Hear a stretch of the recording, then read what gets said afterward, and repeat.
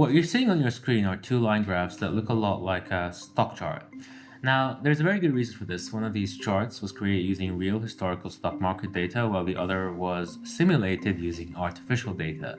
See if you can tell which is which. I'll give you 2 seconds starting now to make your choice. Ready? Well, if you guess the graph on the top panel to be the one with the real data, you would be correct.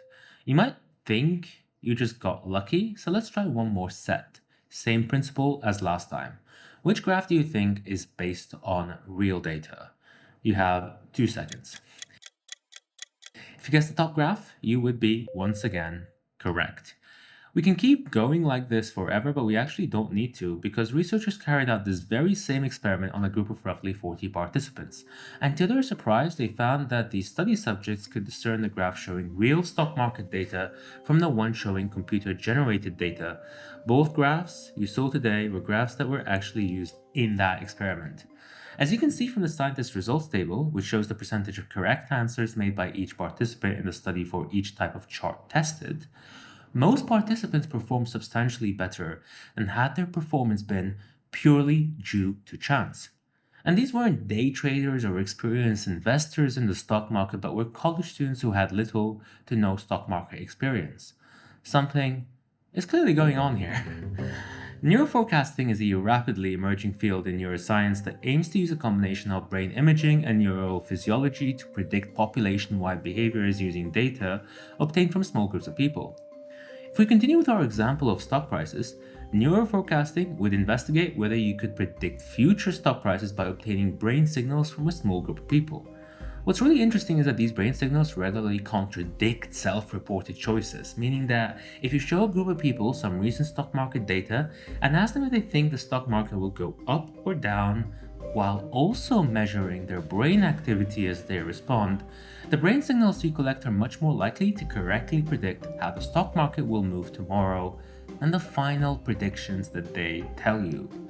Now, I think it's important to emphasize that the brain is a prediction machine and that it's constantly making predictions about the world around us, which we then use to determine what our actions will be and how we behave. This is not groundbreaking, but what is groundbreaking is that the research now seems to suggest that our brain's predictive ability goes way beyond that, showing that your brain may in fact be able to predict future events at scale, relying on information that isn't just about you or about your immediate environment along with the people in it, but also relies on the behavior of entire populations. It might be a bit like having a collective hive mind, so to speak. This all might sound crazy, but these ideas were actually put to the test by researchers at Stanford in a 2021 study. The scientists selected 14 random stocks and obtained real historical stock market data for these stocks.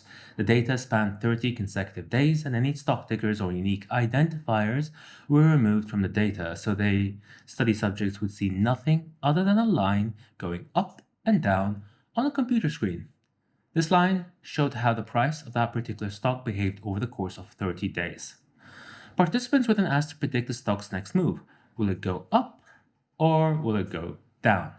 To incentivize them, participants were given money at the start of the experiment to invest with. If they correctly guessed that the stock price would go up, they would win a little extra cash. If they guessed incorrectly and the stock price went down, they lost a portion of their initial investment fund. Participants kept whatever money they made.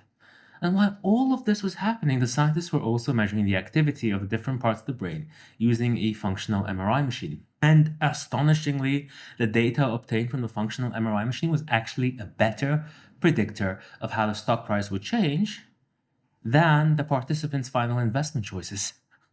A closer look showed that it was a specific part of the brain that was doing much of the heavy lifting, the anterior insula. A small part of the brain tucked deep in the brain.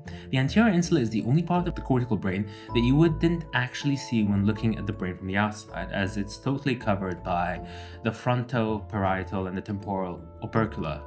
You might be wondering what exactly the anterior insula sees in a wiggly line that seems to go up and down at random with no underlying pattern or rationale. How is it able to interpret this data and respond to it, making predictions that outperform chance? Well, it all starts with the connections that the anterior insula has with other areas of the brain. The anterior insula sits at the crossroads of numerous pathways, meaning it has deep connections to many parts of the brain that allow it to play a critical role in empathy towards others, in responding to pain, as well as expressions of disgust, fear, anxiety, and happiness from those around us. It's now becoming increasingly clear that the anterior insula performs all of these functions by making very quick, snap risk assessments, or in other words, predictions pertaining to risk.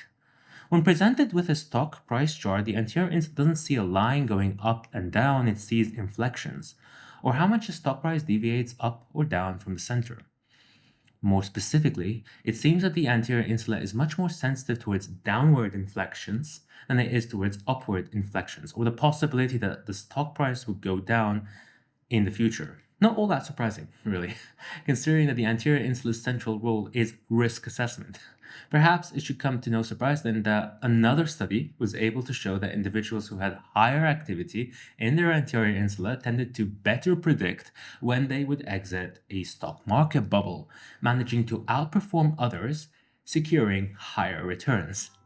The anterior insula is a little like the new kid on the block, as until recently, most neuroforecasting research had focused on another part of the brain, the nucleus accumbens, which has been shown in numerous studies to be able to correctly predict the future performance of ads, articles, and investments, as well as the outcome of all sorts of things like loan applications. What's crucial is that these brain structures, the nucleus accumbens and the anterior insula, make better predictions than the final choice made by that person.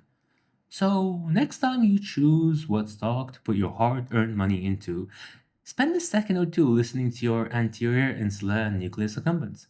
They clearly know what's best for you. My name is Hashem, and I'm a medical doctor. I make videos about science in the hope of inspiring people, I suppose. Subscribe if that's your cup of tea.